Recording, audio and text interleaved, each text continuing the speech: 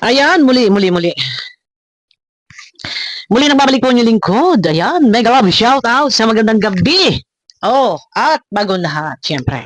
Bago lahat, happy birthday muna sa ating number one reactor. Syempre, walang iba kundi ang nuknukan ng kapugian. Kuya July Paunil, happy birthday sa iyo. Yun.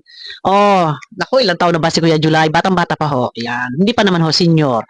So, ganun pa man, eto na. Ay, matindi.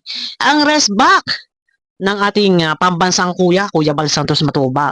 Sa mga tao, okay, hindi ko alam kung sino bang mga taong iyan na ika nga ay nangingialam sa programa pero may hawak na ho ako. Ay, may hawak na ho ako na papel. Ano papel? May hawak na ho akong resibo na magpapatunay. Hindi ko ho ilalapag pero magpapakita lang ho ako ng picture ng cybercrime. Ayan na ho. Picture, teka, against the light eh. Picture ho yan. Ito lang naman, ang pinakita ko ay logo ng cybercrime. Ito lang ang pinakita ko ay logo, pero may hawak na akong pake. So, sino ba ito? Si Bopil ba to? Ay, hindi ko alam. So, ayun na, may paririnig akong content video clip. Siyempre. Likha siyempre ni Kuya Bal. Malagaslas, Kuya. Yeah. Ayun na, pakiclick ng thumbs up guys ha.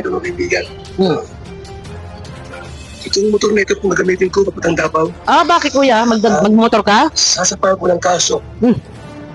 Itong patong na kaso po ang mga nagkukontent sa Kalingap. Sampahan ng kaso eh, nakapagsampa ka na nga. Sino ba yung sinampahan mo? Hindi natin pwede ipakita? Ay, hindi pwede. Hindi tayo pwede mangialam dyan. Basta nakita ko lang, may picture ka lang doon sa cybercrime. Ay, hindi ko mapwede ilabas dito. Ay, sino ba ito? Ay, nako, Diyos ko. Ay, bahala na, si Kuya Bal na magsabi kung sino. Okay, ano? Napabalahura. At walang pakundangan. Na paninira sa Kalingap, sa programa ng Kalingap. May kaso sa Daet. Sa Bicol, sa Davao. May kaso sa Mindanao, Davao. Ala. At sila, mga kaibigan. Ay, maabala. Kung sa bandang Kabisayaan pa, no? Sa Mindanao o Davao, ay doon pupunta yung taong kinasuhan. So, wala naman balak na ipakulong. Kumbaga, harapin lamang kung ano yung legal action, no? Yung pinaglalaban ni Kuya Bal dito, legal action, ano ba yung ginawa ninyo sa Kalingap? Bakit mapaulit-ulit na lang? Kung pagpuna, okay. Pakingialam, okay. Once na nagbitaw na kayo ng salita, nagsabi na kayo na ganito ganyan, okay, enough na. Ay bakit hanggang walang katapusan ang inyong pangawusig at pangingialam, pampapatikos? Nasabi na, okay na sana, pero bakit yung inaraw-araw for content? Lahat na lang, inatupag. So, ako, agree ako sa naging plano, desisyon sa ginawang ito. Dahil kung hindi legal action ang gagawin, ay hanggang kailan? Hindi na matapos-tapos ang pangingialam.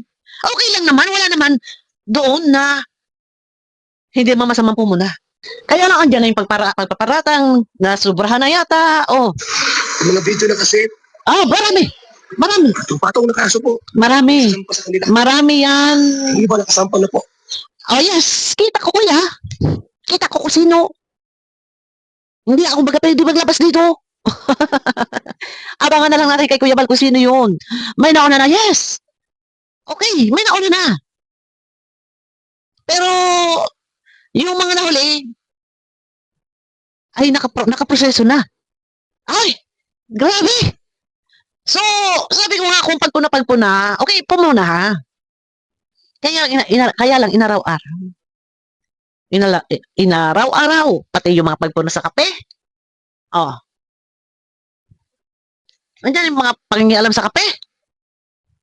At kinalkal pa na di umano ay hindi raw naka-register sa BFAD. Yung kape. Ay, kasama yan. 4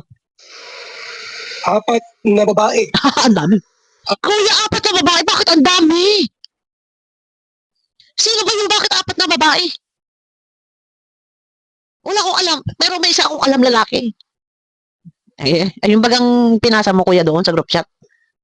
Yun ang alam ko. Pero bakit apat na babae? Ay, sino ba ito? Apat na babae. Wah,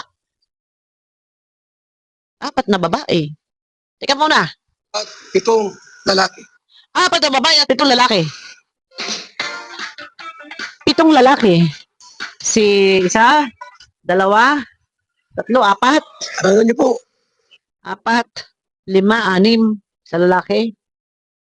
Isa, dalawa. Isa, dalawa. Tatlo, apat, lima. Teka. O, tuloy mo na. Ang magbibigyan po ng love date. Ang dami. So, party-party ito. Excursion sila papunta doon. Punta ng Bisaya, punta ng Bicol. So, sama na nila yung kanilang mga pamilya. Paano na masyal na din? Oh, okay, pero wag sila matakot.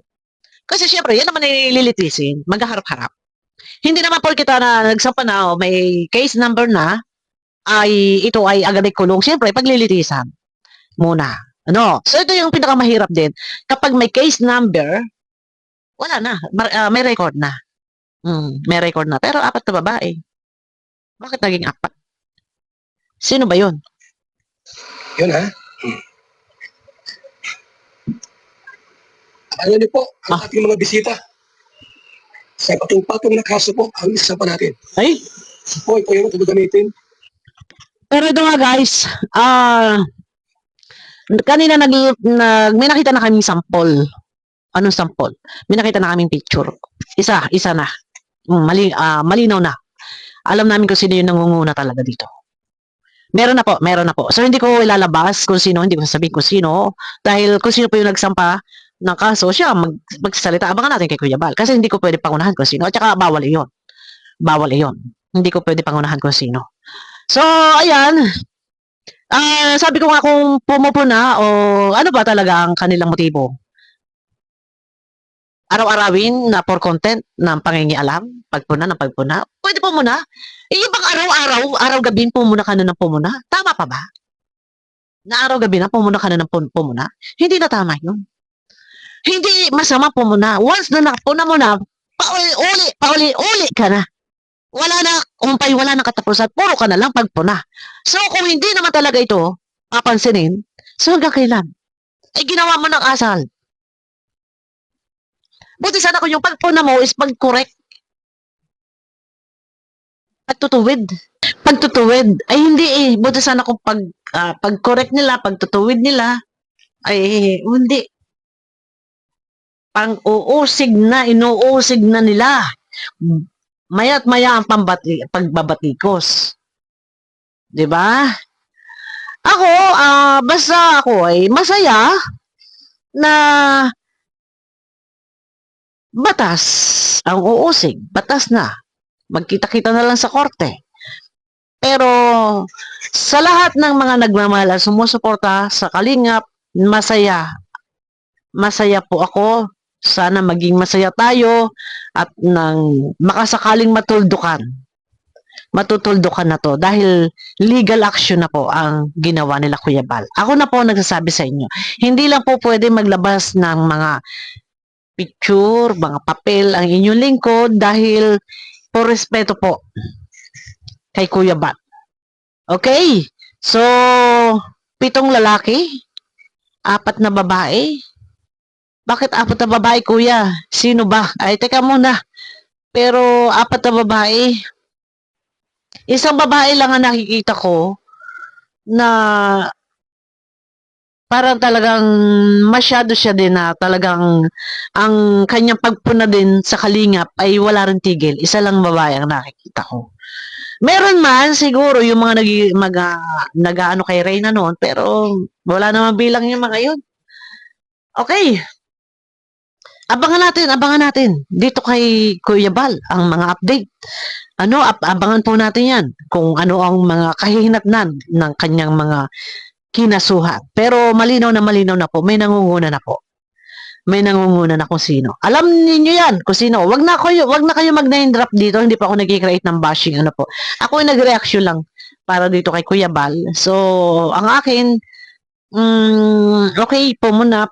Once na nakapagpuna ka na sabi mo na, i-correct mo kung mali-mali, dapat ganito yung sabihin mo. Okay, maiintindihan ko. Maiintindihan namin yun. Dahil pag puna lang, i-correct mo. Pero yung ginagawa is pambabatikos or inuusig na or ginagawa ng content. Sa madaling salita, parang lumalabas doon na pinagkakakitaan. Dahil naka-on yung kanilang mga dollar sign. Ano? So, ayun, abangan lang po natin sa YouTube channel ni Kuya Bal ang update at hindi po kami po pwede maglabas ng mga papel. Pero 100%. 101%. Alam na namin kung sino. Sa aming GC lang yun, nailapag. Okay? Pero, ayun, abangan nyo ako sa akin next video. May love shout out sa inyo lahat. Pakiclick ng thumbs up, guys. Bye-bye po. Ayan, bye-bye.